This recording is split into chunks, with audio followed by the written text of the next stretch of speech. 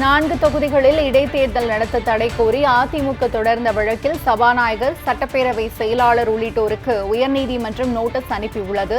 4 அதிமுக எம்எல்ஏக்களின் ராஜினாமா ஏற்றுக்கொண்டதை ரத்து செய்ய வேண்டும் என்றும் சென்னை உயர்நீதிமன்றத்தில் வழக்கு தொடரப்பட்டுள்ளது. அண்மை செய்தியாக பார்த்து வருகிறோம். 4 தொகுதிகளில் இடைத்தேர்தல் நடத்த தடை கோரி அதிமுக தொடர்ந்த வழக்கில் சபாநாயகர், சட்டப்பேரவை செயலாளர் உள்ளிட்டோருக்கு உயர்நீதிமன்றம் நோட்டீஸ் அனுப்பியுள்ளது.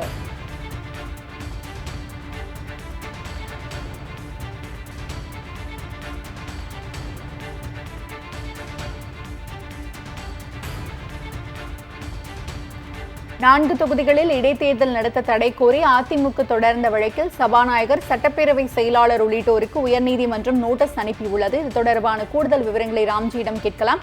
வணக்கம் ராம்ஜி, விவரங்களை நீங்க பதிவு செய்யலாம். கடந்த மே 13ஆம் தேதி அதிமுக அரசின் பெரும்பான்மை வாக்கெடுப்பின் போது முன்னாள் அமைச்சர் பி. சண்முகம் தலைமையில 25 அதிமுக எம்எல்ஏக்கள் அதிமுகவுக்கு ஆதரவாக வாக்களித்தார்கள்.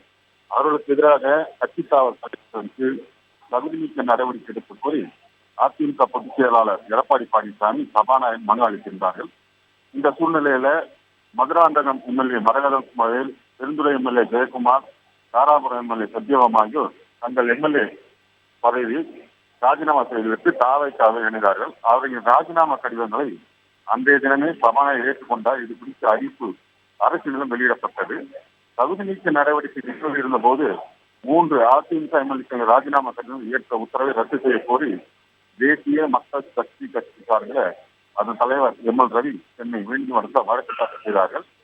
அந்த வழக்குல தகுதி நீக்க நடவடிக்கை நிறைவேறிய போது அதனை தவிர்க்கும் வகையில எம்எல்ஏ பதவியை ராஜினாமா செய்ததை ஏற்க முடியுமா என்ற அரசியல் சாசன கேள்வி எழுந்துள்ளதாக தெரிவிக்கப்பட்டுள்ளது.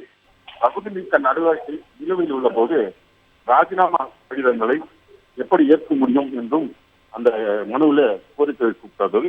கட்சித்தாவல் தடை சட்டத்தில் மக்கள் தீர்ப்பை நீர்த்து போக செய்யும் வகையில இது உள்ளதாகவும், கட்சித்தாவல் ராஜினாமா காரணமாக அடுத்தடுத்த தேர்தல் நடத்த வேண்டியுள்ளதால் அரசுக்கு கூடுதல் செலவு ஏற்படுகிறது எனவும் மனுவிலே கூறப்பட்டுள்ளது.